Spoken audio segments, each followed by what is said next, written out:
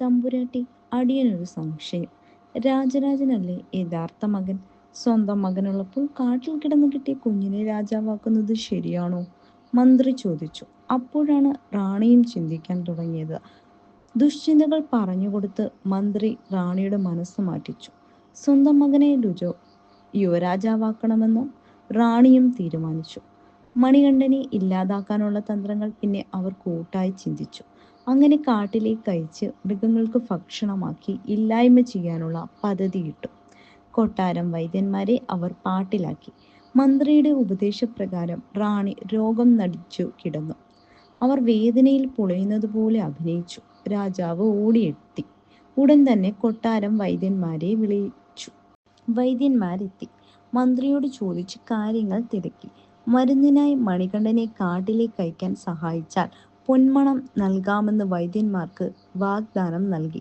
വൈകാതെ തന്നെ വൈദ്യരിലൊരാൾ തമ്പുരാന്റെ അടുക്കൽ ഓടിയെത്തി. മഹാരാജൻ, റാണിയുടെ രോഗം അതികഠിനമാണ്. ഇതിന് ഒരേ ഒരു മരുന്നേ ഉള്ളൂ. അതിന് പുലിപ്പാൽ വേണം. പുലിപ്പാലോ? അതെങ്ങനെ സംഘടിപ്പിക്കും വൈദ്യരെ? റാണിയുടെ രോഗം മാറാൻ പുലിപ്പാൽ അല്ലാതെ മറ്റൊരു മാർഗവുമില്ലെന്ന് വൈദ്യർ തറപ്പിച്ചു പറഞ്ഞു. രാജാവ് വിളംബരം ചെയ്തു. പുലിപ്പാൽ കൊണ്ടുവരുന്നവർക്ക് പകുതി രാജ്യം നൽകാമെന്ന്. പന്തളം രാജ്യത്ത് ആരും അതിന് തയ്യാറായി മുന്നോട്ട് വന്നില്ല. അമ്മയുടെ ജീവൻ രക്ഷിക്കുക തൻ്റെ പരമമായ ധർമ്മമാണെന്ന് മണികണ്ഠൻ വിശ്വസിച്ചു. തൻ്റെ ദുർവിധിയിൽ രാജാവ് ഏറെ ദുഃഖിച്ചു. അപ്പോൾ അവിടെ മണികണ്ഠൻ എത്തി. അച്ഛാ, ഞാൻ പുലിപ്പാൽ കൊണ്ടുവരാം. എനിക്ക് വനത്തിലേക്ക് പോകാൻ അനുമതി നൽകിയാലും.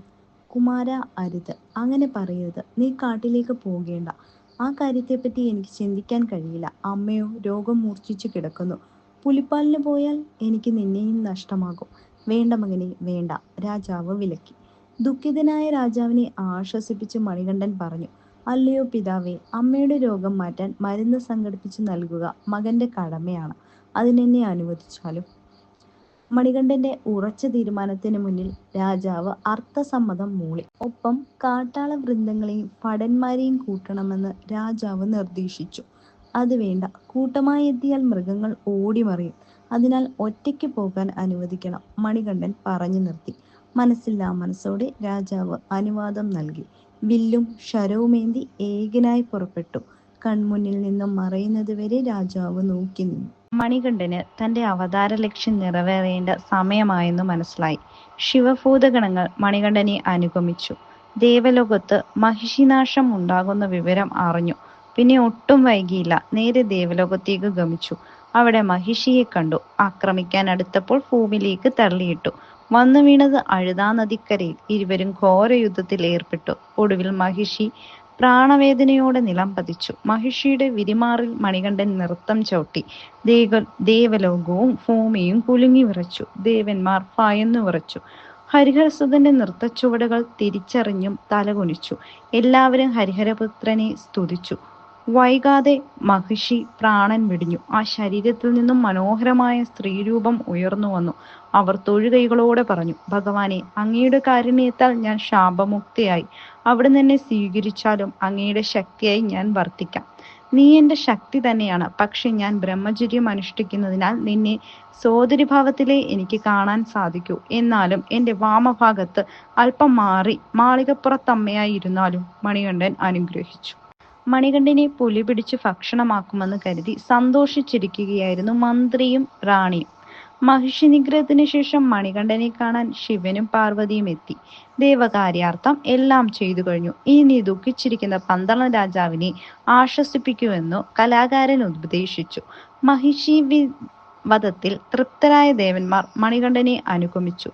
ദേവേന്ദ്രൻ ആൺപുലിയായും മറ്റ് ദേവന്മാർ അതിലെ കൂട്ടാളികളായും ദേവസ്ത്രീകൾ പെൺപുലിയായും അനുഗമിച്ചു. മണികണ്ഠൻ പുലിപ്പുറത്തേറി വരുന്ന വാർത്ത എല്ലായിടത്തും പരന്നു.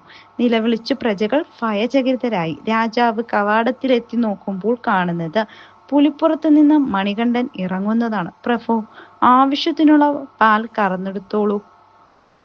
അമ്മയുടെ രോഗം മാറട്ടെ എന്ന് മണികണ്ഠൻ പറഞ്ഞു. രാജാവ് മണികണ്ഠന്റെ കാൽക്കൽ നമിച്ചു. മകനെ, നീ കാട്ടിൽ പോയപ്പോഴേ അമ്മയുടെ രോഗം മാറിക്കഴിഞ്ഞു. അറിയാതെ ചെയ്ത തെറ്റിന് മാപ്പപേക്ഷിച്ചു.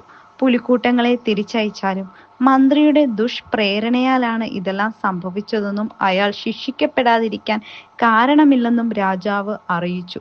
ഇത് കേട്ട് മണികണ്ഠൻ പുഞ്ചിരിച്ചു. രാജാവിനെ മാറോട് ചേർത്ത് ആലിംഗനം ചെയ്തു. മാപ്പ് തരാനോ ശിക്ഷിക്കാനോ ഇതിൽ ഒന്നുമില്ല. എല്ലാം ഞാൻ ആഗ്രഹിച്ചതുപോലെ തന്നെയാണ് നടന്നത്. എന്റെ അവതാര ഉദ്ദേശം പൂർത്തിയായി. ഇനി ഞാൻ ദേവലോകത്തേക്ക് മടങ്ങുകയാണ്. അങ്ങ് എന്നോട് കാട്ടിയ ഭക്തിയിൽ ഞാൻ സംതൃപ്തനാണ് എന്ന് പറഞ്ഞ് മണികണ്ഠൻ പറഞ്ഞു നിർത്തി.